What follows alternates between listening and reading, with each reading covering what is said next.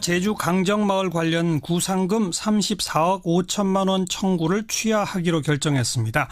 작년 3월 박근혜 정부는 이 해군기지 건설 반대 시위로 공사가 지연돼서 손실이 발생했다면서 시위 참가자와 단체 5곳에 구상금 34억 5천만 원 청구하는 소송을 제기했었죠. 이걸 이제 취하하기로 오늘 결정을 한 겁니다. 정부의 이번 결정 끌어내기 위해서 결의안까지 대표 발의했던 더불어민주당 위성곤 의원을 연결해 봅니다. 위 의원 안녕하세요. 예, 안녕하세요. 반갑습니다. 오늘 국무회의에서 소송 취하 결정을 내렸습니다만 정확히 말하면 법원의 강제 조정안을 수용하기로 한 거죠? 예, 맞습니다. 법원이 강제 조정을 뭐라고 했습니까? 결정사항 그렇습니다. 원고는 피고들에 대한 이 사건 소를 모두 취하하고 피고들은 이에 동의한다. 원고와 피고들은 이 사건 제주 민군복합형 관광미항 건설공사 과정에서 발생한 사안과 관련하여 이후 상호 간에 일체의 민형사상 청구를 제기하지 아니한다. 예. 3번 원고와 피고들은 상호 간에 화합과 상생 및 강정마을 공동체 회복을 위하여 노력한다. 4번 소송 및 조정 비용은 각자 부담한다. 이 네 가지 사안에 대해서 법원이 결정사항을 조정안을 냈고요. 예. 관련해서 당사자인 정부와 강정마을회가 모두 동의를 했습니다. 법원은 왜 이런 강제 조정안을 만들었습니까? 지금 일어나는 분쟁이 계속될 경우 당사자들 간의 이익과 손실의 정도가 더욱더 더 늘어날 거라고 판단했기 때문에 이걸 정절하고 공평하게 하기 위해서 결정 조정을 하였습니다. 그러니까 법원의 판단은 해군기지 건설에 반대해서 그것 때문에 공사가 지연됐다고 해서 그 비용, 그 손실을 그 반대 시위한 사람들한테 부과시키는 건 좀 무리하다 이런 판단을 한 건가요? 예, 그런 판단을 한 것이고요. 또 그 소송이 계속 진행되어서 실질적으로 그 지역 공동체 화합이라든가 이미 이제 군 기지가 건설돼 있고 이미 군대가 주둔해 있기 때문에 별로 이렇게 도움이 되지 않는다 이렇게 보신 것 같습니다. 예. 그렇게 되면 이 구상금을 정부가 받지 못하면 결국 그 손실 비용은 그냥 정부가 떠맡게 되는 거죠? 예, 그렇게 되어지는 거죠. 거기에 대해서 지금 자유한국당은 좌파들한테 아무리 폭력을 행사하고 깽판 쳐도 감옥 가고 돈 물어주지 않는다는 믿음을 강화한 것이다 이렇게 비판하고 나섰는데 어떻게 생각하세요? 이 사건은 사실은 이제 어떻게 발생을 했냐면 2007년 4월에 강정마을에 임시총회가 87명으로 해서 유치 결정을 하게 되어집니다. 그것을 근거로 해서 이 사업이 시행되었는데요. 그 마을회 내부에서 이것이 무효라는 마을총회를 재차 열게 되어집니다. 2007년 8월 26일에 마을총회에서 725명이 참가한 가운데 680명이 반대로 부결이 되어지는데 그렇게 되었음에도 불구하고 마을이 이 사업을 유치했기 때문에 사업을 추진한다라고 정부는 해왔습니다. 마을의 의사에 반해서 진행되어진 거기 때문에 그런 의사에 반영되어서 절차적으로 문제가 있다라고 그 주민들은 지적하고 지금까지 10년 넘도록 싸우고 있는데요.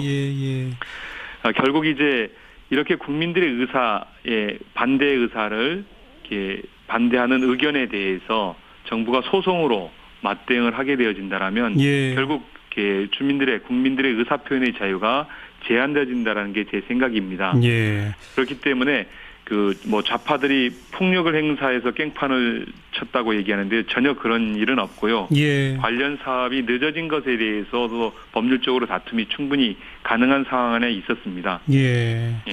알겠습니다. 그러니까 원천적으로 지역 주민들의 동의를 구하지 못한 채 강행한 그 잘못부터가 있기 때문에 그 책임을 그 지역 주민들한테 물릴 수 없다. 이 논리시지 않습니까? 그렇죠. 그럼에도 불구하고 정부가 소송을 제기했던 거 작년 3월에 그거에 대해서 우리 위성곤 의원은 전략적 봉쇄 소송이다 이렇게 표현하셨던데 무슨 뜻입니까? 전략적 봉쇄 소송이라는 건 어떤 거냐면 이제 비판이나 반대의 의견을 잠재우기 위해서 민사 소송이나 형사 고소를 남발하는 것을 얘기하는 건데요. 이제 해외 사례에서 아마존 숲 파괴를 우려해서 그린피스 회원들에게 맥도날드가 거액의 명예훼손 손해배상을 낸 사례들이 있습니다. 예. 이런 사례들을 이제 전략적 봉쇄 소송이라고 하는데 예. 결국 국민들이 그 거대한 권력이나 아니면 큰 자본이 추진하고 있는 사업에 대해서 반대할 여자가 있으면 그것에 대해서 우선적으로 소송을 걸어서 다음부터는 그렇지 못하게 만드는 예. 그러한 행위라고 볼 수 있겠습니다. 뭐 기업체 이번 행위는 당연히 그런 거죠. 예. 국민들에게 이제까지 단 한 번도 정부 정책에 반대하는 것에 대해서 구상금을 청구해 본 적이 없습니다. 정부가. 전례가 없죠. 네. 그런데 이번 해군기지만 그렇게 전략적 소송처럼 소송을 구상금을 청구한 거죠. 기업체들이 노조가 파업하면 손해배상 소송 내고 가압류하고 뭐 이게 워낙 사회적 문제가 되어 왔지 않습니까? 정부가 비슷한 일을 했던 거죠, 사실. 예, 그렇습니다. 그래서 이제 우리 안호영 의원과 금태섭 의원님께서 관련 법안도 지금 제출돼 있습니다. 예. 알겠습니다. 이제 좀 강정마을 평화를 찾았으면 좋겠네요. 여기까지 말씀드릴게요. 고맙습니다. 예, 감사합니다. 더불어민주당 위성권 의원이었습니다.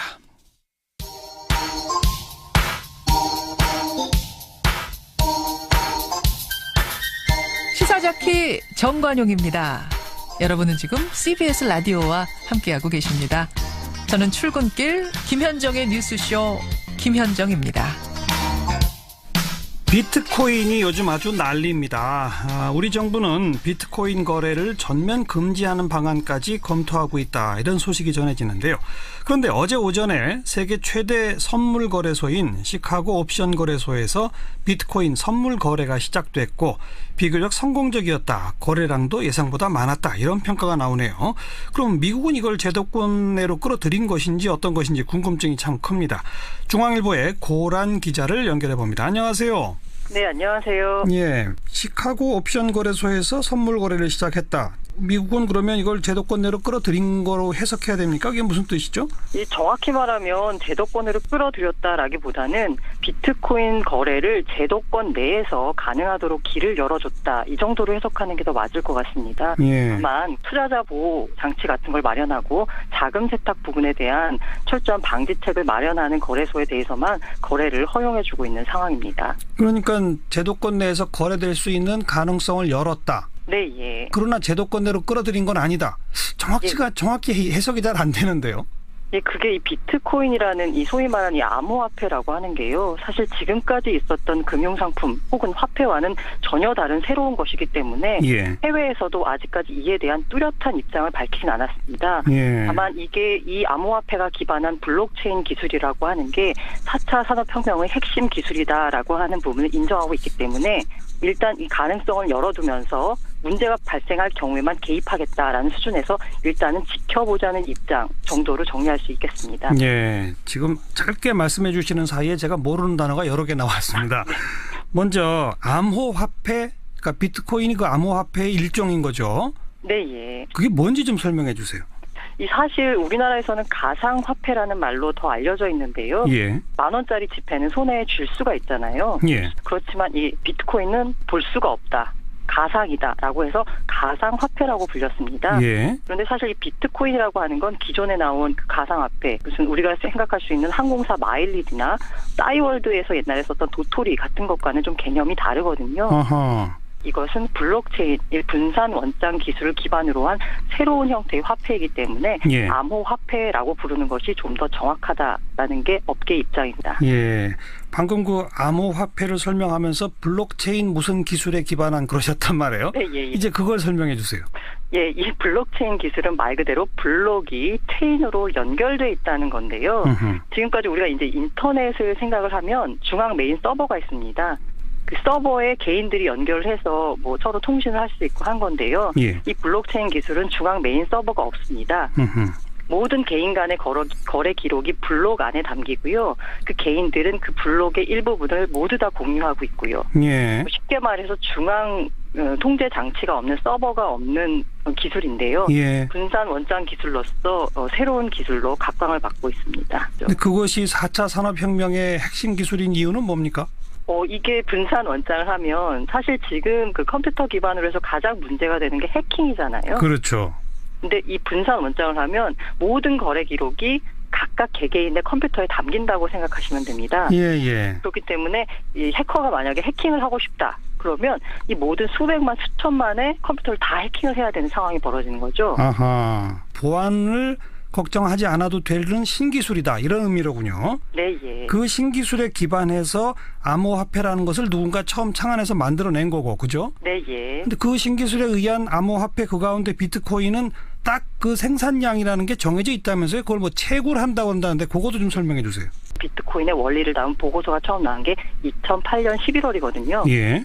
그때 생각하시면 2008년 9월에 바로 글로벌 금융위기가 터졌죠. 그랬죠. 예. 그러면서 그 미국 정부가 금융위기를 극복하는 대안 중에 하나로 한 게 달러를 찍어내는 거였습니다. 예. 그러면서 전 세계로 달러가 풀리면서 실물 자산의 가치가 떨어졌죠. 예. 그런 데 대한 문제의식을 갖고서 이 나카모토라는 사람은 발행량을 제한해서 화폐 가치가 떨어지지 않는 화폐를 만들어보자 라고 했던 겁니다. 이렇게 발행량이 정해져 있다라는 사실 때문에 지금 그 희소성이 있는 거잖아요.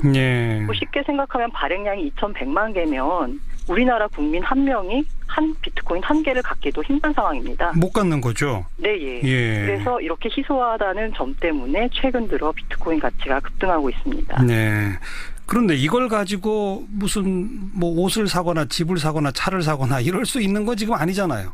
그렇죠. 이게 바로 그 소위 그 회의론자들이 제기하는 문제인데요. 예. 비트코인이 그럼 화폐냐? 이러면 화폐의 기능을 살펴봐야 될 텐데 화폐의 그렇죠. 기능이 첫 번째는 교환의 매개죠. 이걸 내고서 뭘 살 수 있어야 되는데 현재 국내에서 비트코인을 결제 수단으로 받는 가게가 뭐 있기는 있다라고 합니다. 그래요? 근데 실제 가서 비트코인으로 저 결제할게요 이러면 종업원들조차 우왕좌왕하면서 어떻게 해야 되는지 모르고 있다고 하는데요. 뭐 전 세계적으로는 가맹점이 수만 개는 된다고 하지만 이 소위 우리 최대 카드 업체인 비자 카드 가맹점과 비교하면 뭐 이건 비교할 수도 없는 수준인 거죠. 이제 두 번째 화폐 기능이 가치의 척도인데요. 가치가 일정해야 되는데 이 어제는 커피 한 잔이 비트코인 0.1개였는데 오늘은 갑자기 가치가 떨어져서 0.5개를 내야 커피 한 잔을 사 먹을 수 있다면 이건 화폐로서 기능을 못하는 거잖아요. 그렇죠. 그래서 화폐가 안 된다고 하는 거고 세 번째가 가치 저장인데 이게 지금 현재로서 가격은 막 급등하고 있는데요. 사실 이게 가치가 하루순간에 제로로 폭락할 수도 있습니다. 그렇겠죠. 비트코인이 가치라고 하는 건 이 비트코인을 사는 사람들의 신뢰에 기반한 거거든요. 그런데 하루아침에 이게 신뢰가 깨지거나 아니면 전 세계 정부가 나서서 야, 비트코인 거래를 우리가 전면 금지하겠다 이러면 비트코인 가치가 제로가 되는 거죠. 그렇죠. 비판하는 사람들은 이런 문제점을 지적을 합니다. 전 세계 정부들이 다 고민하고 있을 것 같은데 우리 정부는 거래 전면 금지까지 검토한다는 얘기까지 나왔습니다. 며칠 있으면 이제 대책을 내놓겠다는 건데 다른 정부들 주요 국가 미국이나 일본 뭐 유럽 국가들하고 우리랑 좀 비교했을 때 앞으로 어떻게 될 것 같습니까? 사실 미국을 비롯한 유럽들은 다 가능성이 있는 기술이기 때문에 일단 지켜보자. 다만 그 과정에서 벌어지는 사기나 투자자 보호를 훼손하는 조치 이런 것들은 철저히 단속하겠다는 거고요. 그러니까 일본 같은 경우에는 가장 적극적인데요. 일본은 왜 잃어버린 10년, 20년 이런 얘기를 하잖아요. 그렇죠. 이게 이제 비트코인 이런 암호화폐가 4차 산업혁명의 기반이 될 수 있다라고 보기 때문에 이에 대해서 적극 연구하고 장려하는 건데요. 어쨌든 그래도 투자자 보호는 필요하다는 입장에서 그 비트코인 거래소 같은 경우에는 인가제를 통해서 정부의 인가를 받은 곳만 거래를 허용하고 있습니다. 반대로 중국은 가장 심한데요. 중국은 그 지난 9월 말에 가상화폐 거래, 암호화폐 거래 전면 금지를 발표했습니다. 정확히 말하면 아예 거래를 금지하는 건 아니고요. 이게 왜냐하면 그냥 전자적으로 가치를 이동할 수 있기 때문에 그냥 국내 거래소가 안 되면 해외 거래소도 거래할 수 있거든요. 그렇죠. 다만 중국 내 투기를 근절하겠다라는 차원에서 위화나 환전을 금지했습니다. 그렇다 보니까 중국 일반인들은 위화나 환전을 못하니까 이게 현실 가치가 없는 거잖아요.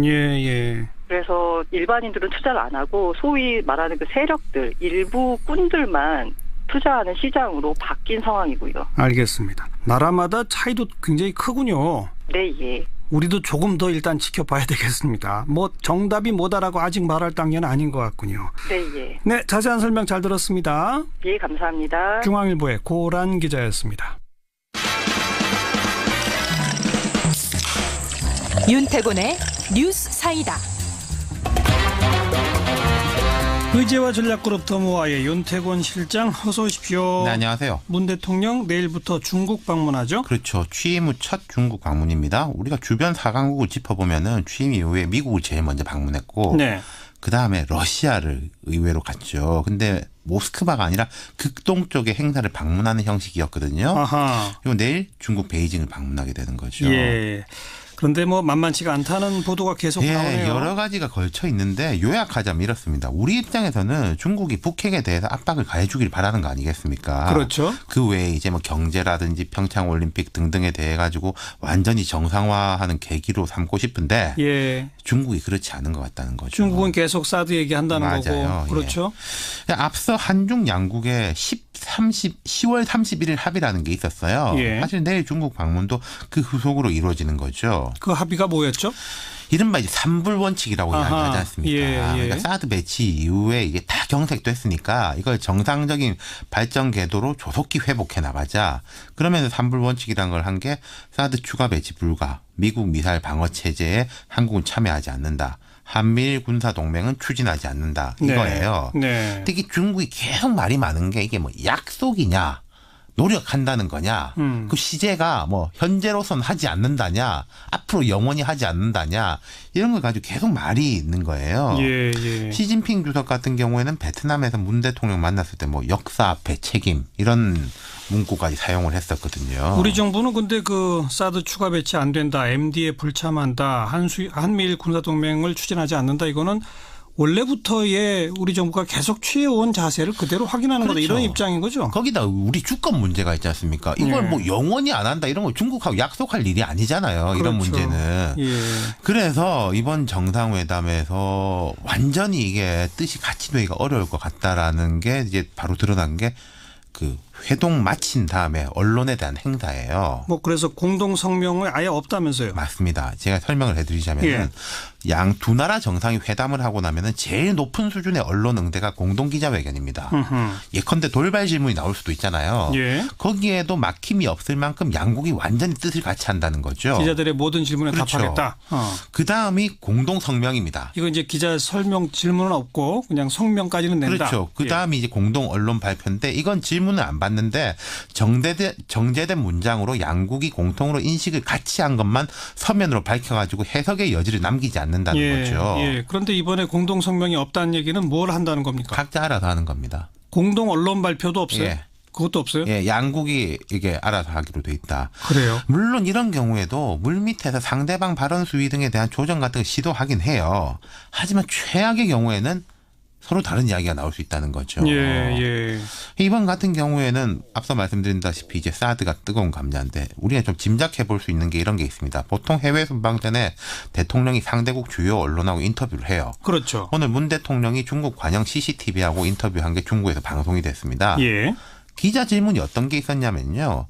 중국어에는 엄필신 행필과 라는 말이 있다. 말에는 반드시 신용이 있고 행동에는 반드시 결과가 있어야 된다는 말이다. 수억 명의 중국 시청자들을 위해 어떤 방향으로 한국이 노력하겠다는 것인지 구체적으로 말씀해달라. 하하.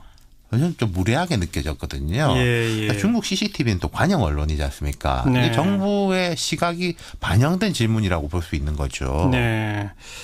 이런 질문에 대해서 뭐라고 답변했나요? 문 대통령은 우리가 했던 그 원칙 내에서 계속 이야기를 했는데 뭐 약속이다, 영원히 하지 않겠다 이런 이야기는 안 하는 거죠. 대통령 할 수 없고 그렇죠. 해서도 안 되는 것이고. 그렇죠. 그런데 이제 세 차례, 네 차례 오늘 질문이 있었더라고요. 그래서 공동 성명도 공동 언론 발표도 없이 네. 각자 정부가 알아서 결과를 발표한다. 그렇죠. 참. 그리고 이번에 충칭도 방문한다면서요? 맞습니다. 그 충칭은 인구 3천만이에요. 세계 최대 도시 중에 하나인데 예. 그 역대 대통령들이 상하이를 간 적도 있고 이렇습니다만 이번 문 대통령이 충칭을 방문하는 거는 다목적 보석인데 우리 입장에서 보면은 충칭은 현대차하고 SK 하이닉스 등 기업들이 다수 진출해 있고 네. 김구 선생이 이끈 대한민국 임시정부 청사하고 독립유전지가 유적지가 보존된 도시예요. 예. 중국 입장에서 보면은 1대1로라고 중국에서부터 이제 쭉 유라시아 대륙을 관통하는 그 사업을 추진 중이지 않습니까? 그렇죠. 그 출발점이거든요. 아하. 그러니까 우리가 이런 경제 협력을 강화할 수 있다라는 시그널을 보내기 위한 것이고 경제적 목적이 크군요. 네, 충칭 방문은. 또 정치적으로 보면 거기 이제 시의 총석 당서기가 천민월이라고 시진핑 주석의 최측근이에요. 아, 그래요? 제가 옛날 이명박 대통령 때 그 미국 순방을 따라간 적이 있었는데 시카고를 그때 이 대통령이 갔었거든요. 예. 그때 시카고 시장이 램 이메뉴얼이라고 오바마의 비서실장 출신이었어요. 아. 그런 포석이 있는 거죠. 알겠습니다. 예. 수고하셨습니다. 감사합니다. 윤태곤 실장이었습니다. 오늘 하루 화제가 된 뜬 뉴스들부터 정리해드리겠습니다. CBS의 김현지 기자 안녕하세요. 네, 안녕하세요. 네, 첫 번째 뉴스요. 남북 축구 대결입니다. 예. 오늘 오후 4시 반부터 일본 도쿄에서 열린 북한과의 동아시안컵 2차전이 조금 전 끝났는데요. 결과부터 말씀드리면 1-0으로 이겼습니다. 네. 하지만 이겼다고 좋아하기엔 애매합니다. 우리가 얻은 1점이 북한의 자책골이기 때문인데요. 후반 19분에 김민우가 왼쪽 측면에서 크로스를 올렸는데 진성욱과 볼을 경합하던 북한 수비수 리영철이 그만 북한 골문에 공을 넣고 말았습니다. 아하. 승리에 기뻐하기엔 다른 아쉬움도 많은데요. 경기 내내 북한의 밀집 수비에 번번이 막히고 또 끌려다니기에 급급해서 전술 변화가 절실하다는 지적입니다. 그래도 이겨서 다행이긴 한데 우승할 수 있을까요? 네, 그건 두고 봐야 할 것 같은데요. 하지만 이번 승리로 지난 중국전에서 2-2로 비겼던 한국 대표팀은 승점 4점을 얻었는데요. 만약 나흘 뒤 일본과 열리는 3차전에서 이기면 작년에 이어 동아시안컵 2연패를 노릴 수 있게 됐습니다. 3차전은 16일 오후 7시 15분에 시작됩니다. 네. 다음 뉴스는요? 추위에 쓰러진 어르신에게 이 최강 한파의 날씨에도 자신의 패딩을 벗어 응급조치를 취한 중학생들의 얘기입니다. 예. 어제 오전부터 온도가 급격히 더 떨어졌죠. 그런 탓인지 서울 답심리시장에서 한 어르신이 정신을 잃고 쓰러졌는데요. 이를 본 중학생 6명이 달려가 어르신을 빠르게 안아 일으키고 다른 학생은 입고 있던 패딩 점퍼를 벗어 할아버지 몸을 덮어드렸습니다. 네. 학생들의 빠른 조치 덕분인지 할아버지는 곧 정신을 차렸는데요. 학생들은 여기서 그치지 않고 어르신을 업어서 집까지 모셔다 드렸다고 합니다. 이런 모습이 담긴 사진이 인터넷상에 오르면서 오늘 하루 네티즌들의 많은 관심과 응원을 받았습니다. 참 기특한 학생들인데 누군지는 밝혀졌나요? 네, 이 가슴 따뜻한 이 사진을 민병두 의원이 페이스북에 올리면서 약 2시간 만에 댓글로 반가운 제보를 받았는데요. 전농중학교 1학년 엄창민 학생 등 6명이라고 합니다. 예. 네티즌들은 기특하다, 이런 학생들이 있어서 대한민국이 돌아가는 것 같다면서도 무엇보다도 중학생 1학년이 구조의 정석을 보여줬다는 게 신기하다. 어른들이 본받아야 할 것이라면서 학생들의 예쁜 모습에 고마움을 나타냈습니다. 정말 예쁘네요. 자, 다음 뉴스요. 네, 오늘 오전 출근길에 미국의 심장부인 뉴욕 맨하튼에서 지하철 폭탄 테러가 발생했습니다. 그나마 다행인 게 폭발물이 제대로 터지지 않아서 부상자는 용의자를 포함해 4명에 그쳤는데요. 바로 2달 전이었죠. 8명의 목숨을 앗아간 트럭 테러에 이어 뉴욕이 또다시 극도의 테러 공포에 휩싸였습니다. 용의자는 잡혔죠? 예, 용의자는 27살의 방글라데시 출신 이민자인데요. 몸에 파이프형 폭탄을 장착해 자살 폭탄 테러를 감행하려 했던 것으로 보입니다. 특히 사고 발생지는 타임스퀘어 인근 지하철역으로 매년 6,400만 명이 이용하는 곳인데요.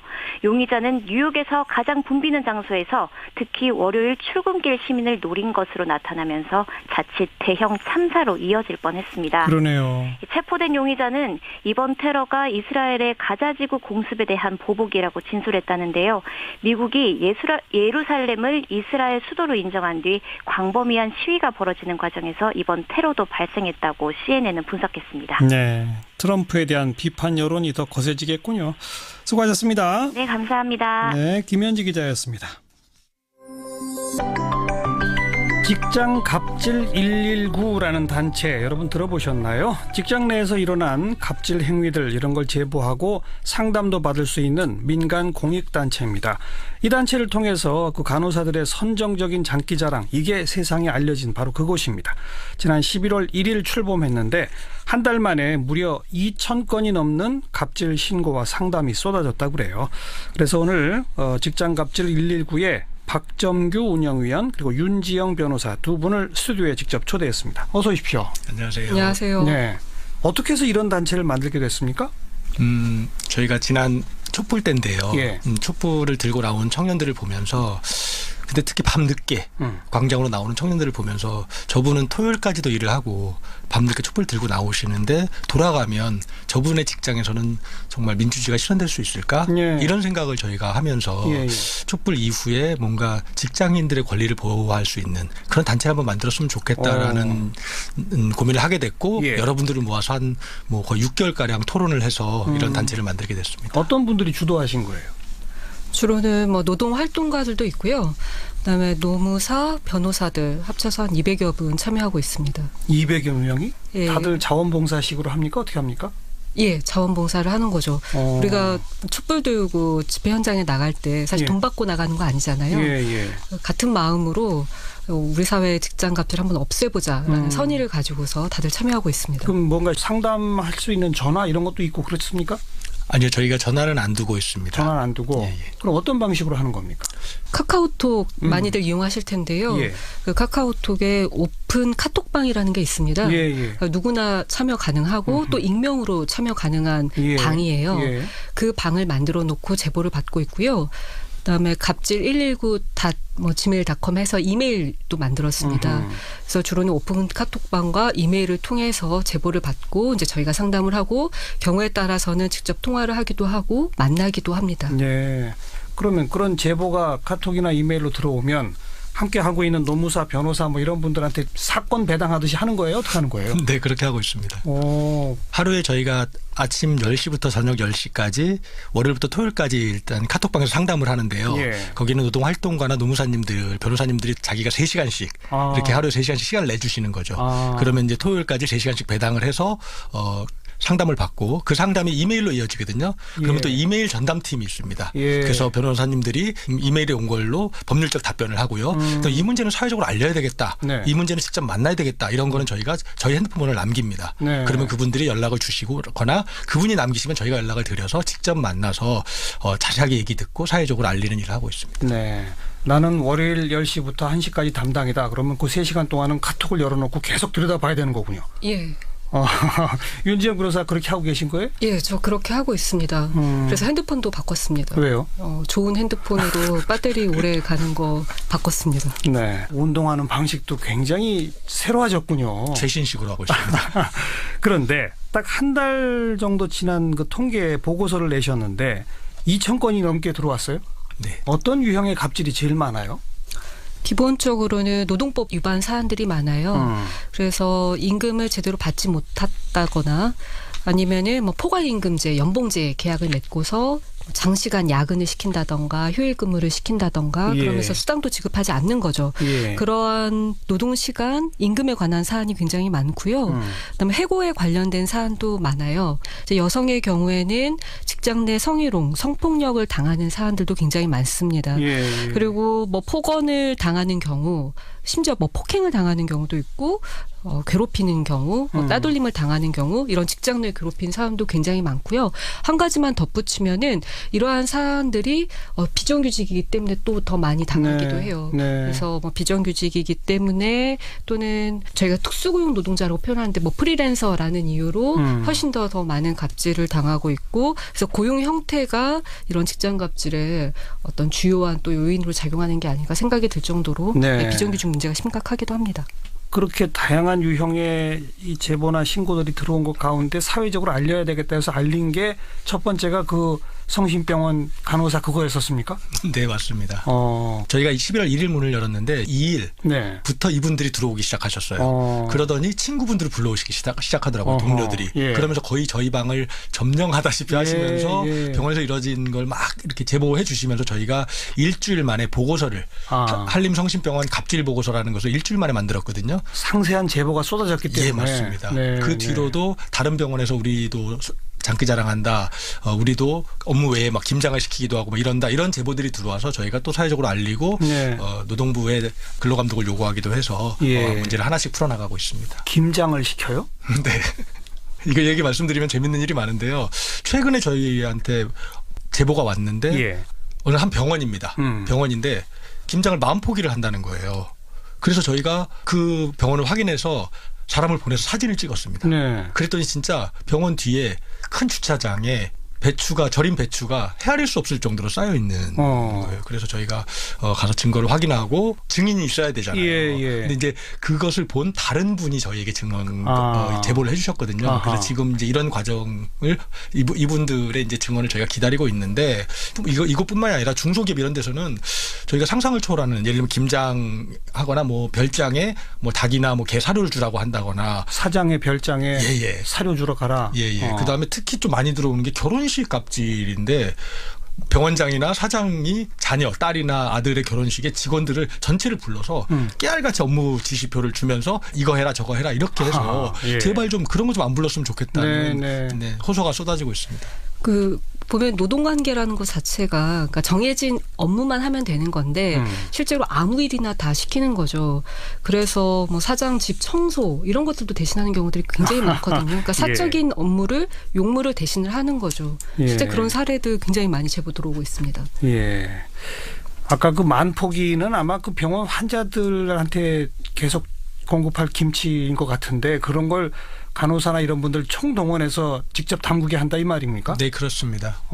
그리고 저희한테 제보 들어온 거는 그 1년 먹을 김치를 하는 것뿐만 아니고 병원 고위 관계자들의 집안의 김치까지 자기 집 김치까지 하고요. 그리고 그 김치를 이제 자선 행사를 한다고 병원 고위 관계자들이 그 지역의 불우이웃들에게 전달하는 이런 것까지 하고 있는데 시간의 수당은 왜냐하면 비번일 때 근무를 시킨다고 저희가 제보를 받았어요. 즉 나이트 근무하고 아침에 김장을 해야 하는 거고 주간 근무하고 저녁에 김장을 해야 하는 교대 근무하는 간호사들에게 빈 시간에 쉬어야 환자를 돌볼 수 있는데 그 시간에 김장을 시킨다 그래서 저희가 상당히 충격을 받았고 그래서 지금 저희가 이제 증거는 확보해 놓은 상태입니다.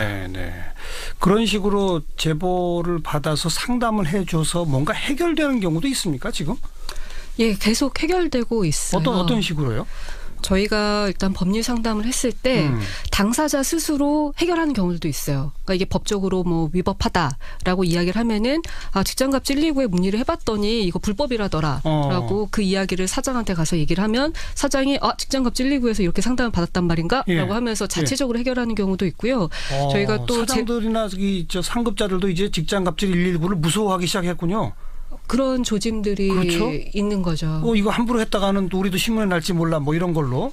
그렇죠. 그래서 직장갑질 119에 제보하겠다라고 해서 알아서 해결되는 경우도 있고요. 그다음에 저희 들어오는 사안들 중에 어쨌든 증거가 충분히 확보된 사안들은 바로 고용노동부에 근로감독을 요구를 해요. 그래서 지금 몇 군데는 근로감독이 실제 이루어지고 있고 그 과정 중에서 못 받은 임금을 받는다던가 해고 문제가 해결되는 사례들이 지금 계속해서 나오고 있습니다.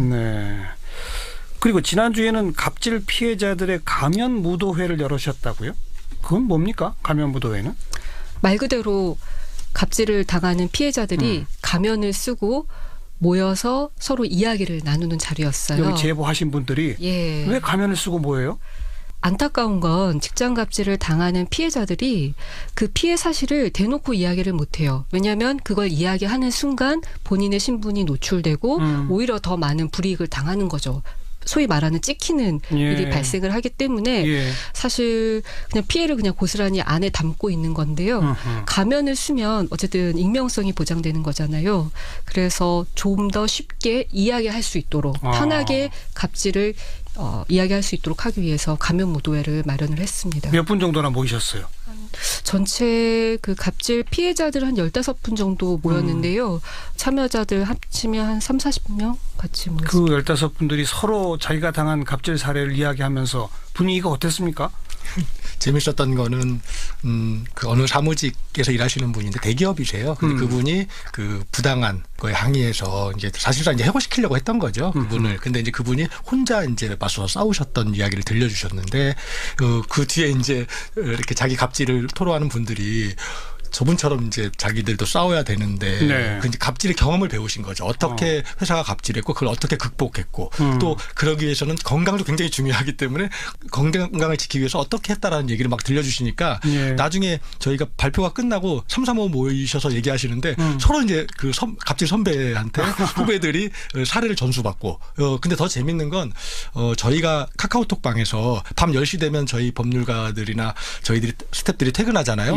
그러면 그분들이 노동일이 남으셔가지고 자기들끼리 그 밤에 새로 들어오신 분들을 이런 상담을 해주고 계세요. 그러면서 그런 용기도 불어넣어 주시고 위로도 해주시고 그래서 밤이 훨씬 더 훈훈합니다.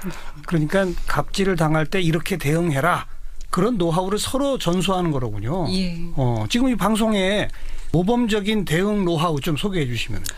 저희가 그 갑질에 대응하기 위한 7가지 방법을 마련을 했어요. 첫 번째는 갑질을 당했을 때 그 내용을 그때그때 기록을 해둔다. 네. 구체적으로 적어 놓으면 그런 것들이 다 쌓이고 기록이 되고 또 증거가 되기도 하거든요. 가능하면은 사진이나 녹음도 필요하겠네요. 맞습니다. 그래서 두 번째가 녹음을 한다. 그다음에 세 번째가 월급 명세서, 계약서, 영수증 같은 문서들을 모아둔다. 증거 자료. 예, 맞습니다. 그다음에 네 번째도 이제 CCTV 위치를 확보를 해둔다. 그리고 뭐 동료들의 목격자의 증언도 확보를 해둔다. 그러니까 주로는 증거를 확보하는 것에 관련된 건데요. 그렇죠. 사실 보면은 대부분의 갑질은 피해자가 혼자가 아니에요. 그러니까 여러 명의 피해자가 동시에 갑질을 당하고 있다라고 생각을 하시면 좋습니다. 그래서 혼자 끙끙 앓는 게 아니라 동료 피해자들과 같이 모여서 함께 대응 방안을 마련하는 게 굉장히 중요해요. 네. 용기를 내는 게 중요하고요. 그 과정에서 마지막 대응 방안인데요. 직장갑질 119에 요청을 제보한다. 하시면 네, 저희가 힘 닿는 데까지 도움을 드리도록 하겠습니다. 네. 그리고 이런 갑질은 일회성이 아니라 반복되니까 그죠? 한 번 딱 당하면 또 한 번 올 거를 알잖아요. 그럼 미리 준비하면 되겠네요. 녹음 장치도 준비하고. 그래서 저희 그 카카오톡 방에서는요 서로 그 녹음기를 막 소개해 주시기도 하고 뭐 볼펜형이 좋다 아니다 이런 얘기를 하시면서 근데 요즘 또 핸드폰이 많이 이제 발달해 있잖아요. 그래서 스마트폰을 통해서 녹음하는 것도 쉬워졌고 그래서 증거를 확보하는 게 과거보다는 훨씬 용이해진 것 같습니다. 한 달에 보고서를 내시면서 이 제목에 이런 걸 쓰셨어요. 국가가 손 놓고 있는 사이 2017년 직장은 재난 상황. 국가가 손 놓고 있는 사이. 그러니까 정부가 뭔가 해야 하는데 안 했다 이건가요? 뭘 해야 합니까 정부는? 한 가지 사례를 설명을 하도록 할게요. 임금을 못 받은 한 직장인이 올해 4월에 고용노동부에 찾아가서 임금 체불에 대해서 진정이라는 걸 했어요. 그러니까 임금을 받게 해달라고 요구를 한 거죠. 그렇게 시작된 그 임금 체불에 대한 진정이 같은 직장에서만 한 거의 100명 가까이 지금까지 계속 진정을 했어요. 그럼에도 불구하고 고용노동부 근로감독관은 아무런 조치를 취하지 않았거든요. 그러니까 이런 상황인 거죠. 그러니까 막상 본인 입장에서는 임금을 못 받았기 때문에 너무나 중요한 문제인데 이걸 가지고 고용노동부 근로감독관을 찾아가면 그냥 놓고 가시라, 서류 놓고 가시라라는 식인 거고 또 조사가 시작되면은 본인의 익명성을 보장을 하는 게 아니라 그걸 그대로 사장한테 가서 이러이러한 사람이 이렇게 제보를 했다더라라고 알려주기도 하고 그리고 이제 근로감독을 하는 경우에도 이게 사실 이제 불시에 들어가서 근로감독을 해야 되는데 미리 다 예고를 하는 거예요. 사업주한테 언제 근로감독하겠다. 그러면 그 사이에 불법 영업 단속하러 가면서 경찰이 전화해 주는 거랑 비슷한 거군요. 예, 그렇죠. 그러니까 그 사이에 이제 사업주 입장에서는 미리미리 다 준비를 해놓는 거죠. 윤 변호사님께서 얘기하신 데가 제주에 있는 유명한 호텔이거든요. 아마 거기 뭐 이름만 얘기하면 알 수 있는 호텔인데요. 사실은 임금을 떼먹는 게 범죄다라고 인식했다면 한 100건의 범죄가 연속적으로 일어났는데 경찰이 그걸 놔두진 않잖아요. 그런데 이 노동경찰인 근로감독관은 100건의 범죄가 일어나도 그냥 가만히 두고 있었다는 거예요. 저는 지난 10년간 이런 게 악화되면서 직장이 지옥으로 변한 게 아닌가 싶습니다. 한 가지 더 덧붙이면은 그러니까 굉장히 중요한 문제인데, 그러니까 범죄 행위에 대해서 그냥 솜방망이 처벌을 하는 거예요. 그리고 시정 조치를 하면은 그냥 그걸로 끝납니다. 시정 조치라는 것은 과거에 범죄 행위를 했는데 뭐 앞으로 안 하겠다. 그리고 뭐 못 준 임금 지금 주면은 없었던 일로 아무런 잘못을 하지 않은 것으로 처리를 하는 게 시정 조치거든요. 이러한 시정 조치들이 워낙 흔하게 이루어지다 보니까 사실 사업주 입장에서는 법을 위반을 해도 두려울 게 없는 거죠. 직장 갑질 119 활동은 앞으로도 계속될 거죠? 네, 그렇습니다. 그 점점 더 바빠지시면 어떡합니까? 오늘 이 방송 듣고 또 막 그 카톡방에 무지하게 들어오실 것 같은데. 그게 걱정인데요. 사실은 그 같이 하고 있는 분들, 자원봉사로 하고 있는 분들이 몸이 굉장히 고됩니다, 요즘. 근데 마음은 되게 기쁩니다. 왜냐하면 저희들에게 문자를 보내와서 해결돼서 너무 고맙다. 네. 무슨 선물이라도 보내고 싶다. 연락처를 그러니까 사무실 알려달라 이런데 저희가 그런 사례를 다 거절하고 있어요. 예. 저희가 순수한 민간 공익단체로서 저희가 공적으로 이분들의 갑질은 그분들이 아니라 국가가 원래 해야 될 일이고 네. 국가를 대신해서 우리가 지금 하고 있다라는 마음으로 하고 있어서 저희들 힘들더라도 많이 들어와서 제보해 주시고 저희가 그 문제를 조금이라도 도움이 될 수 있도록 할 예정입니다. 예. 네, 저도 몸은 피곤하긴 하지만 더 많은 분들이 갑질을 제보해 주셨으면 좋겠어요. 왜냐하면 제가 직장갑질 119 활동을 하면서 느끼는 건 뭐냐면 1명, 2명의 제보가 모이면 정말 큰 힘을 발휘한다라는 그렇죠. 것을 깨닫고 있거든요. 예. 어느 순간 사람들이 직장갑질을 얘기를 하는 순간 섭주들이 스스로 알아서 내가 하는 행동에 대해서 좀 조심하게 되는 경각심을 맞아요. 가지게 되는 맞아요. 것도 있고요. 예. 그래서 좀 이런 열풍이 불었으면 좋겠다. 직장갑질이 문제고 그거를 우리가 풀어야 된다. 직장에서의 민주주의를 실현을 해야 된다라는 것을 좀 실천적으로 보여줄 수만 있다면 네, 네. 정말 좋겠다 싶습니다. 우리가 세월호 일어나고 나서 가만히 있지 않겠습니다라는 구호 많이 외쳤습니다. 이 방송 들으신 직장 내 갑질을 당하시는 분들 가만히 있지 마시고 가만히 있으면 우리는 계속 피해자일 수밖에 없거든요. 우선 직장 갑질 119부터 두들겨 보시고 이래서 또 더 열심히 활동하셔서 정부도 바뀔 수 있도록 좀 많이 뛰어주시기 바라고요. 우리나라의 기업 문화 전체가 좀 변화하는 그런 출발이 되길 기대해 보겠습니다. 두 분 너무나 감사합니다. 고맙습니다. 고맙습니다. 직장갑질 119의 박점규 운영위원 그리고 윤지영 변호사였습니다.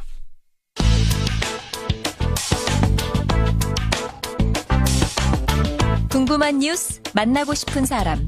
시사자키 정관용입니다. 2부를 듣고 계십니다. 사운드 오브 뉴스입니다. 김민아 기자 어서 오세요. 안녕하세요. 들어볼 소리는요. 조원진 의원이 문재인 대통령을 문재인 씨라고 불러서 인터넷에서 계속 화제가 되고 있는데요. 이 목소리를 한번 들어보시죠.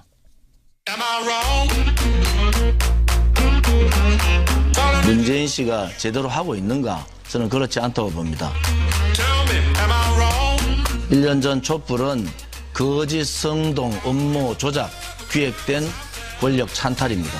문재인 씨 6개월 만에 이 나라 안보가 무너졌습니다. 대통령에 대한 호칭은 조금 주의를 기울여 주시기 바랍니다. 대통령으로서 잘해야지 대통령이라고 부르죠. 흥진호 납북 사건, 프로야구 개막식에 가서 문재인 씨와 문재인 씨 부인은 시구를 하고 치킨을 먹었습니다. 도대체 7일 동안 청와대가 뭘 했습니까? 대한민국 국민이 북한에 납치되어 있는 상황에서 가서 프로야구를 시구하고 치킨을 먹는다?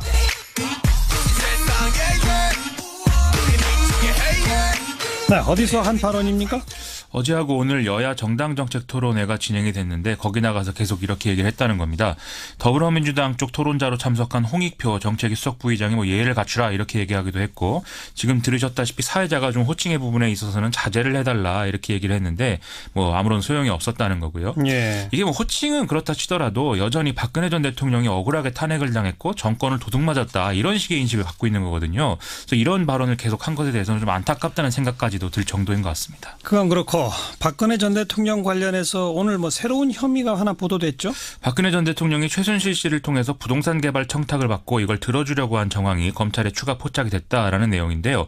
검찰은 오늘 서울 서초구 내곡동 헌인마을 개발업자로부터 박근혜 전 대통령을 움직여서 국토교통부의 뉴스테이 사업직으로 지정받을 수 있도록 해달라 이런 내용의 청탁을 받고 3억 원을 수수한 업자 한모 씨를 구속 기소했습니다. 예. 또 이 사람과 공모한 최순실 씨의 독일 측근 데이비드 윤 씨를 인터폴에 적색 수배를 하고 국내 송환 절차에 착수한다 이렇게도 밝혔습니다. 그래서 실제로 박 전 대통령이 움직였다는 거예요? 어떻다는 거예요? 검찰이 파악한 바에 따르면 박근혜 전 대통령은 작년 4월 정도에 안종범 전 수석을 통해서 국토부의 헌인마을 뉴스테이 사업지구 지정 검토를 수차례 지시를 했다는 것입니다.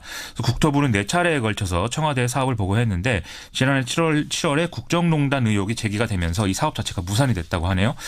검찰은 최순실 씨의 알선 수재 공모 여부 그리고 박근혜 전 대통령 지시의 불법성 부분에 대한 법리 검토 이런 것들을 통해서 추가 수사를 진행한다는 예정입니다. 또 하나가 걸렸군요. 그런 것이죠. 자, 자유한국당 원내대표 경선 결과가 나왔죠? 그렇습니다. 오늘 결과 나왔는데요. 총 108명이 투표를 했는데 김성태, 함진규 의원조가 55표를 얻어서 1차 투표에서 과반을 득표를 했습니다. 아슬아슬한 과반이네요. 그렇습니다. 예. 이 홍문종, 이채익 후보조는 35표, 한선교, 이주영 후보조 17표였기 때문에 이게 아마 뭐 김성태 의원이 원내대표가 되는 거는 뭐 무리가 없는 그런 숫자였던 것 같고요. 어쨌든 1차에서 지금 뭐 끝낸 것이기 때문에 홍준표 대표 체제에 좀 힘이 실리지 않겠느냐 이런 얘기 나오고 있습니다. 네. 다음 뉴스는 법무부가 오늘 자유한국당 최경환 의원 체포동의안을 국회에 접수하면서 가결 여부에 관심이 쏠리고 있는데요. 체포동의안 처리는 본회의에 보고된 때로부터 24시간 이후 72시간 이내에 표결하게 돼 있습니다. 그러니까 본회의가 2번 열려야 되는 거죠? 보고를 위한 본회의, 표결을 위한 본회의 이렇게 각각 한 번씩 열려야 되는 것인데요. 예. 현재 예정된 본회의 일정은 22일 뿐이거든요. 그래서 추가 일정을 잡아야 하는데 제1야당인 자유한국당 입장이 그래서 중요해지는 거죠. 자유한국당 내에서는 본회의 개최 자체에 협조를 하되 표결에는 참석을 안 하는 방안이 지금 뭐 거론되고 있다고 하는데 이건 이제 신임 원내지도부 김성태 원내대표의 어떤 입장 이런 것들에 따라서 향후에 바뀔 수 있는 가능성이 있을 것 같습니다. 예. 일정에 대해서는 19일쯤에 본회의를 한번 열고 22일에 최종 통과를 시킬지 아니면 22일에 열고 회기 마지막 날인 23일에 표결 처리를 할지 이걸 두고서 지금 뭐 설왕설래가 오가고 있다는데요. 아무래도 23일의 경우에는 성탄절 연휴로 이어지는 토요일이기 때문에 각 의원들의 지역구 상황 등의 문제가 있을 수 있다. 뭐 이런 얘기인 것이죠. 뭐 혹시라도 본회의 개최가 안 돼서 회기 내 표결이 안 되면 어떻게 돼요? 과거 법대로 하면 그러면 이제 이게 자동 폐기가 되는데 다행히 국회법이 개정됐기 때문에 다음 회기 때 열리는 본회의에 이 체포동의안이 1호 안건으로 자동 상정되도록 그렇게 돼 있습니다. 예. 그런데 국회의원의 불체포 특권은 회기 내에만 적용되기 때문에 24일부터 다음 회기 전까지는 또 검찰이 영장을 집행할 수 있다는 것이거든요. 그렇죠. 그렇죠. 그래서 여의도 주변에서는 검찰이 23일 이후에 영장을 청구하면 되는데 굳이 회기 중에 영장 신청을 한 것에 무슨 의도가 있는 거 아니냐 이런 얘기까지도 좀 나오는 모양입니다. 여기에 대해서 오늘 중앙일보는 공수처나 검경 수사권에 대해서 검찰이 나름대로 불만 표시를 한 거라는 해석이 나온다라고 썼는데 진짜 그런 것인지는 좀 잘 모르겠습니다. 표결에 들어가면 어떻게 될까요? 지금 자유한국당 다른 의원들도 검찰 수사 받고 있잖아요. 그렇죠. 이 내일 오전 10시에 원내대표를 지낸 원유철 의원이 지역구 기업을 통해서 수억 원대 불법 정치자금 받은 혐의로 또 소환이 되고 마찬가지로 불법 정치자금 수수 혐의를 받고 있는 이호연 의원의 경우에는 지금 뭐 검찰로부터 소환 요구를 받았음에도 건강 악화를 이유로 2차례 응하지 않은 상태거든요. 그래서 앞으로 좀 국회에서의 논의 분위기가 이 사람들에 대한 어떤 기소 과정 등등에도 영향을 줄 수 있을 것 같고요. 반대로 이 사람들에 대한 어떤 구속영장이 추가 신청될 경우에 그게 또 체포동의안 표결 처리 전반에 영향을 줄 수도 있는 그런 상황이어서 앞으로 좀 검찰의 행보가 주목이 되고 있습니다. 네, 국회도 좀 지켜보고요. 다음 뉴스요.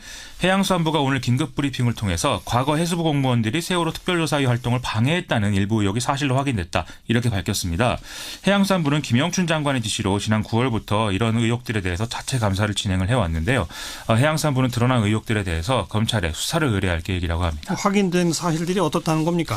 세월호 특조위 활동 시점 논란 이거 기억하실 텐데요. 세월호 특별법의 특조위 활동 기간은 기본 1년으로 하고 6개월 이내로 한 차례 연장할 수 있다 이렇게 돼 있지 않습니까? 예. 그래서 언제가 활동 시작일이냐 이게 이제 중요한 어떤 쟁점이었는데 그랬죠. 당시 정부는 2015년 1월 1일부터가 활동 시작이다 이렇게 해석을 했었죠. 하지만 당시 해수부 세월호 인양 추진단이 법무법인 등 6곳에 자문을 의뢰한 결과는 이것과는 다른 것이었고 또 회의 과정에서 나온 법제처의 판단도 이 2015년 1월 1일은 아니었다라고 하는 것이거든요. 예. 예를 들면 뭐 특조위 임명 절차 완료일인 2월 26일이다. 아니면 뭐 사무처 구성을 마친 8월 4일이다. 또는 대통령 재가일인 2월 17일이다. 이런 얘기 쭉 나왔는데 예. 이런 것들은 받아들여지지 않고 그냥 1월 1일이 결정이 됐다는 겁니다. 이건 사실상 근거가 없었는데 임의로 확정됐다라는 게 지금 조사 내용이라는 겁니다. 법 시행 시점인 1월 1일부터 그냥 무조건 이렇게 우겼다는 거잖아요. 그렇습니다. 예. 또 뭐가 있습니까? 이제 그 해양수산부가 당시에 대응 문건까지 만들어서 세월호 특조위 활동 방해했다 이런 내용도 있는데요. 2015년 11월 중순에 이 사실은 좀 보도가 됐었습니다. 당시 언론이 입수한 이 해수부 문건을 보면은 특조위가 청와대 관련 조사를 시작하면 여당 추천위원들은 전원 사퇴를 하고 기자회견을 해라. 그리고 국회 여당 의원들은 성명서를 발표해라. 이런 이제 대응 방향들이 적혀 있었다는 것인데요. 예. 이번 조사에서 이 문건은 당시 해수부의 세월호 인양 추진단 직원들이 사용하던 업무용 메일에서 발견이 됐다고 하고요. 이 문건 작성 과정에서 당시 청와대도 협의를 했다라는 사실들이 드러났다고 합니다. 네, 이것도 일단 검찰에 수사 의뢰할 거죠? 그렇습니다. 아이고. 자, 다음 뉴스요. 최근 건설 노동자들의 고공시위 등으로 임금 및 퇴직금 문제가 논란이 되면서 건설 현장의 구조적 문제 해결돼야 된다 이런 지적들이 많았는데요.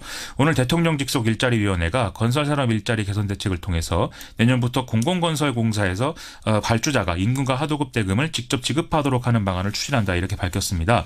정부는 이를 통해서 모든 공공공사에서의 임금 문제가 개선될 것으로 기대를 하고 있습니다. 발주한 측이 그럼 어떤 방법으로 직접 지급한다는 겁니까? 지금 일부 공공기관이 전자적 대금 지급 시스템이라는 걸 자율적으로 도입한 상태인데 이걸 이제 전체 공공공사로 확대한다는 것이거든요. 예. 이 시스템은 건설사가 임금 하도급 대금을 임의로 인출하지 못하도록 하고 등록된 건설 노동자의 계좌로만 송금을 허용하도록 되어 있습니다. 예. 그래서 이렇게 되면 다단계 하도급 구조에서 건설 노동자들이 받아야 될 임금이 다른 지출로 빠져버리는 뭐 이런 일들이 없을 것이다라는 게 이제 정부의 생각이고요.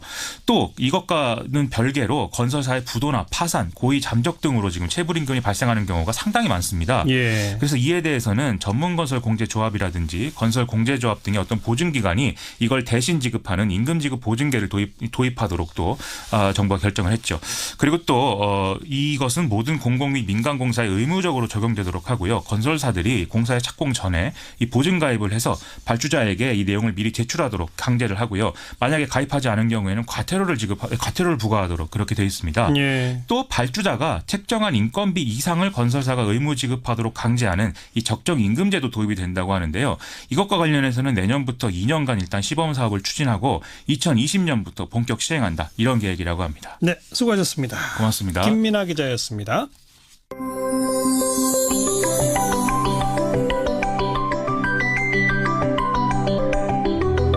외신에 보도된 우리 모습 살펴보는 밖에서 본 한국 코너입니다. 국제문제평론가 인문결 연구소의 임상훈 소장 어서 오십시오. 네, 안녕하십니까. 문재인 대통령 내일부터 중국 국빈 방문하게 되는데 네. 중국 내에서도 보도가 많이 나오고 있죠? 네, 중국 언론들이 이번 문재인 대통령의 나흘간의 국빈 방문을 아주 비중 있게 보도를 하고 있습니다. 지난 7일자 중국의 관영 인민일보의 자매지죠. 국제 외교 전문지인데 이 환구시보가 이번에 문재인 대통령의 중국 국빈 방문을 계기로 한국 여론이 한중 관계가 실질적으로 복원되기를 기대하고 있다. 이렇게 분위기를 전하기도 했습니다. 예. 그래서 중국 측이 사드 문제를 다시 꺼낼지 한국인들이 우려를 하고 있다. 이렇게 이제 한국 분위기를 전하기도 했는데 예. 뭐 대부분 언론들이 이번 문재인 대통령의 방 중에서 가장 큰 아젠다 역시 사드 문제다 인정을 하고 있습니다. 이번 정상 간의 만남으로 한중 관계가 다시 정상 궤도에 오를 수 있을지 여부에 관심을 모으고 있습니다. 뭐 우리 언론도 마찬가지입니다만 사드 문제, 그러니까 즉 동북아 안보 문제, 네. 그다음에 경제 협력 이 두 가지가 제일 큰 주제죠. 네, 맞습니다. 실제 문재인 대통령의 일정을 봐도 그렇고요. 그러니까 안보 말씀하신 것처럼 그리고 경제 협력 이렇게 두 축이 이루어짐을 알 수가 있는데 아까 말씀드렸던 그 환구시보 문재인 대통령이 13일 북경에 도착해서 시진핑 주석을 만난 뒤에 15일부터는 이틀 동안 충칭을 방문한다 이렇게 보도를 했습니다. 예. 충칭은 뭐 잘 알려졌다시피 일제 강점기 당시에 대한민국 임시정부 마지막 위치가 이제 거기에 있었죠. 환구시보가 이번 문재인 대통령의 충칭 방문이 한중 양국이 미래를 강조하는 데에 안성맞춤이다 이렇게 평가를 하면서 사드 배치 관련 문제에 관련해서 충칭 방문이 또 하나의 포인트다 이런 평가를 했습니다. 충칭은 중국의 서부 지역 개발의 거점이잖아요. 네, 그렇죠. 충칭에 우리 임시정부의 중요한 유적이 있다. 뭐 이 사실 양국 간의 과거의 끈끈한 관계의 상징을 좀 하려고 하는 것 같습니다.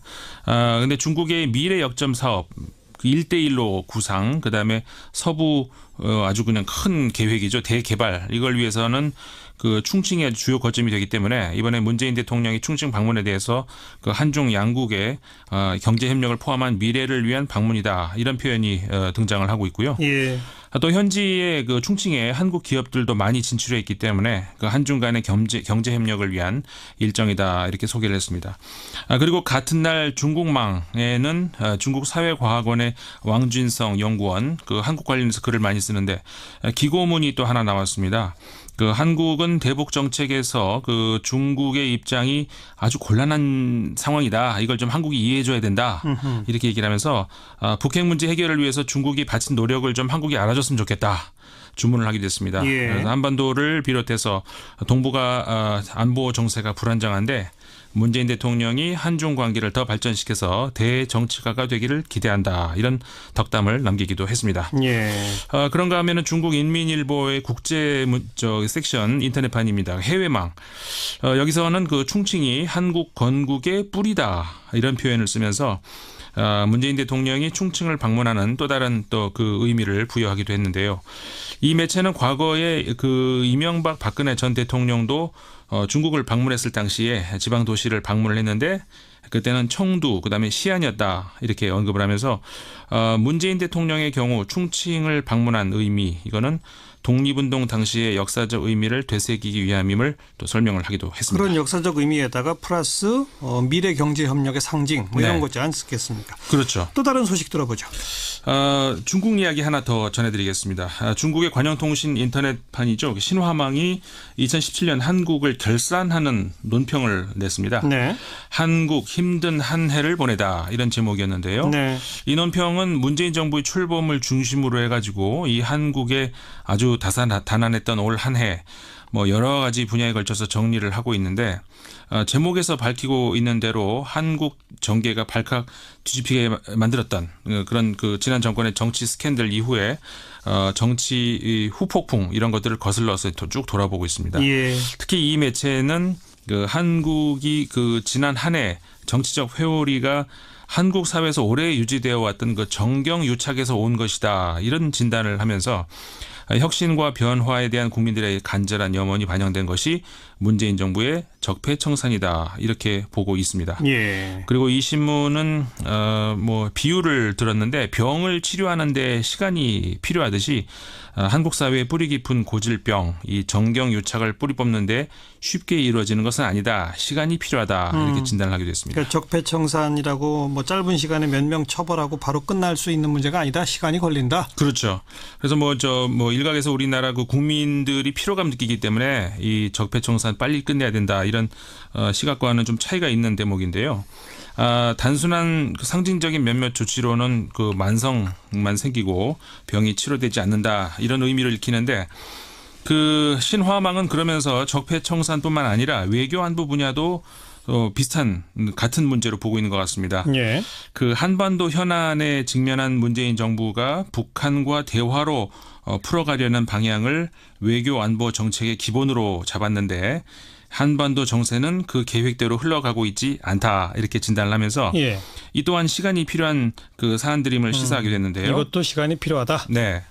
그 조명균 통일부 장관이 지난 11월 28일 날 그 정리의 브리핑을 했던 거 이거를 좀 인용을 하고 있습니다. 예. 그러니까 문재인 정부의 대화 중점 정책에도 불구하고 한반도가 긴장 상태를 벗어나지 못하고 있는 상황. 그러면은 이제 대북 압박 정책이 이제 나오고 있는 것 이것이 그 정책 변화를 의미하는 것 아니냐 이런 기자의 질문에 예. 정부의 목표는 여전히 평화다. 현 단계에서 대북 제재 그다음에 압박 이거는 북한을 대화 또 협상의 궤도로 인도하기 위한 조치다 이렇게 밝혔던 사실을 예. 이 설명을 하면서 인용을 하기도 했습니다. 대화와 협상이 기본적인 방향인데 거기에는 시간이 걸린다. 네. 그런 말이군요. 또 다른 소식은요? 뭐 우리 그 평창 동계올림픽 점점 가까우지 않습니까? 가까우면서 외신들의 이 관련 소식들이 늘고 있습니다. 예. 최근 들어서 그 부쩍 늘고 많아지고 있는 걸 볼 수가 있는데 일단 반가운 소식이네요. 그렇죠. 그 우리나라 제외하고 외국 언론 중에서 가장 이 평창 올림픽 소식을 많이 전했던 그리고 관심 있게 보고 있던 나라가 러시아였거든요. 그 뭐 도핑 이 문제 때문에 더 그렇겠죠. 그렇죠. 예. 워낙 뭐 스포츠 강국이기도 하지만 도핑 문제 때문에 그랬었는데 그 뭐 러시아 이번에 그 징계 여부 이 여기에도 굉장히 관심을 예. 크게 그렇죠. 보였었죠. 근데 푸틴 대통령이 일단 개인 자격 참가는 막지 않겠다라고 네. 발표했잖아요. 그렇죠. 사실 이번에 IOC의 러시아 평창 올림픽 출전 금지 결정 이후에 러시아 선수들이 과연 개인 자격으로 출전을 해야 되는가 말아야 되는가 이게 러시아 내부에서 찬반 논란이 굉장히 컸습니다. 그렇죠. 그래서 이제 개인 자격으로 참석을 하는 거는 러시아의 자존심 문제다, 보이콧해야 된다 이런 주장도 사실 많았거든요. 결국은 개인 자격으로 참석을 하기로 했는데 이와 관련해서 러시아의 노바야 가제타 신문이 그 개인 자격 출전을 독려하는 기사를 8일자 신문에서 게재를 했습니다. 출전을 독려까지 했어요? 네. 예. 그러니까 이 신문이 그러니까 러시아가 억울하고 IOC 판단이 부당하다 이렇게 주장을 하고 있는데 하지만 도핑 샘플 바꿔치기 없이도 러시아 선수들은 메달을 획득할 수 있음을 증명하기 위해서라도 러시아 선수들은 평창에 가야 된다 이렇게 독려를 하고 있습니다. 네.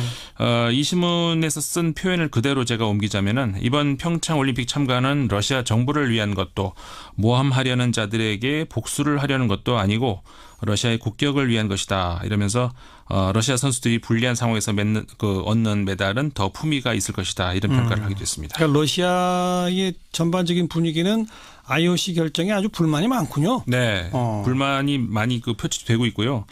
그리고 이제 일단 결정이 됐으니까 제재 결정이 된 이후에 어떤 선택을 할 수 있을 것인지 그런 전망 이런 기사들도 많이 있었습니다. 예. 현재로서는 한국행을 거부하는 선수는 아직 나오지 않고 있다 이런 기사 보도도 있었고요. 그래요. 그리고 IOC의 결정 이후에 그 러시아 내에 한국행 항공권 검색이 증가했다. 이런 보도도 나왔습니다. 예. 그러니까 한 여행사가 IOC의 결정 이후에 한국행 항공권 그 수요 분석을 발표를 했는데 그 아까 말씀드렸던 것처럼 IOC의 제재 발표 전에 이미 그 러시아 언론들이 그 평창 올림픽에 대한 관심이 상당히 높았었거든요. 네. 그 이번 그 IOC의 결정은 오히려 그래서 그 평창 동계 올림픽에 대한 러시아인들의 관심을 오히려 증가시킨 결과를 만들었다. 이런 분석도 또 러시아에서 나오고 네. 있습니다. 아무튼 선수들 좀 많이 왔으면 좋겠고요. 네. 또 다른 소식이요? 뭐 올림픽이 가까우니까 또 개고기 논란이 하나둘씩 나오는 것 같습니다. 또 나와요. 네, 그 이번에는 벨기에였습니다. 드 모르겐이라고 하는 신문인데 그 5일자 기사에서 이런 내용이 소개가 됐습니다. 수세기 동안 개고기는 한국의 음식 메뉴 중 하나였는데 평창 동계 올림픽을 앞두고 이런 식문화를 청산하려 하고 있다 이렇게 전하면서 예. 한국에서 최근 들어서 개고기 전통이 압박을 받고 있다. 근데 이 젊은 세대들은 그다지 개고기를 좋아하지 않는다. 이렇게 소개를 하면서 한국에서 게 시장이 점점 줄어들고 있는 추세다. 예. 근데 그 이유 중에 하나가 게를 애완동물로 인식하는 경향이 증가하고 있기 때문이다. 이렇게 신문을 전하기도 했습니다. 네. 이런 식으로 좀 자연스럽게 정리가 돼 가겠죠. 그렇죠. 자, 또 다른 이야기는요? 그 영국 하원 의원이 한 영국의 무가지 신문의 기관 글을 소개해드리겠습니다. 어제의 날짜였는데요. 제목이 한국 기회이자 영감의 원천 이렇게 되어 있습니다. 예. 마크 필드 그러니까 보수당 의원인데요. 예. 올해 8월 그다음에 11월 두 차례 한국을 찾은 것 같습니다. 두 번 다 여전히 한국은 생동감이 넘친다. 이렇게 얘기를 하면서 혹시 북한 미사일이나 핵실험에 한국인들이 겁을 먹었을 것이라 생각하면 오산이다. 한국은 수십 년 동안 같은 위협과 더불어 살아왔고 이 사회는 평소처럼 아무 일 없이 돌아가고 금융시장은 긴장에 별다른 반응을 보이지 않고 꾸준히 성장을 해왔다. 이렇게 전하면서 이 마크필드 의원이 한국과 영국 사이에 의외로 공통점이 많다. 이렇게 얘기를 하는데 어떤 공통점이요?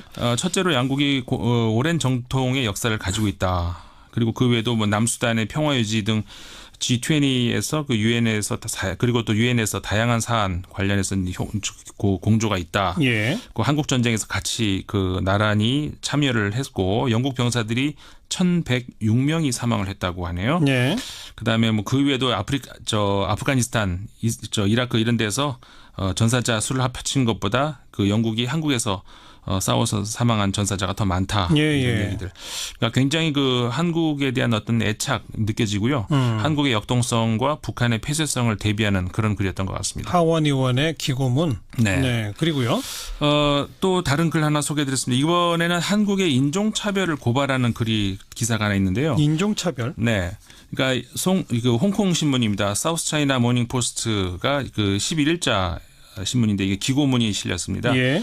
한 조사 기관의 보고에 따르면은 한국에 거주하는 외국인의 94.5%가 차별을 당한 적이 있다. 이렇게 대답한 것으로 조사했다고 하거든요. 94.5%나? 저도 이거 보고 굉장히 충격적이었습니다. 예. 근데 이제 이 신문에 따르면은 일본의 경우에 2017년 조사에서 30%의 외국인이 그런 경험이 있다 대답한 것으로 나타났다고 하거든요. 네. 그러니까 이 한국 내에 인종차별 문제가 상당히 심각하다 이런 이야기가 되는데 그 몇 년 전이었었죠. 유엔 인종차별 특별보좌관이 한국에 그 인종차별 금지법 제정해야 된다 촉구를 하지 않았습니까? 근데 아직까지 이게 도입이 안 되고 있다. 이 신문이 또 이렇게 언급을 하기도 했습니다. 아직 우리나라는 이게 좀 다른 외국인들의 수가 급격히 증가한 게 최근이기 때문에 그렇죠.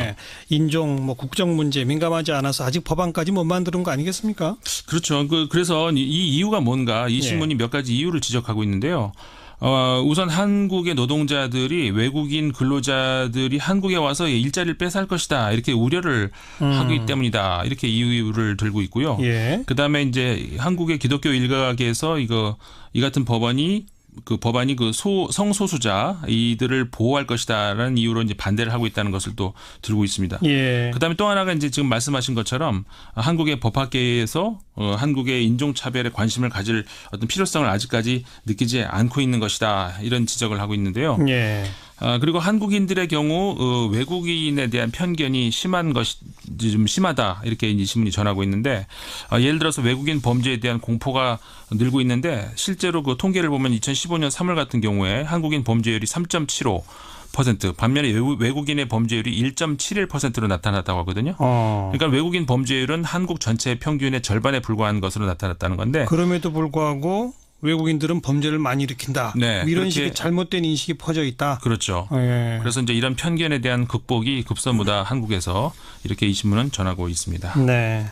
한국에 들어와 있는 외국인의 무려 94.5%가 차별을 당한 경험이 있다라고 대답했다는 조사. 네. 이건 참 우리가 스스로를 돌아보고 좀 반성해야 할 그런 대목인 것 같습니다. 그렇죠. 네, 수고하셨습니다. 네, 감사합니다.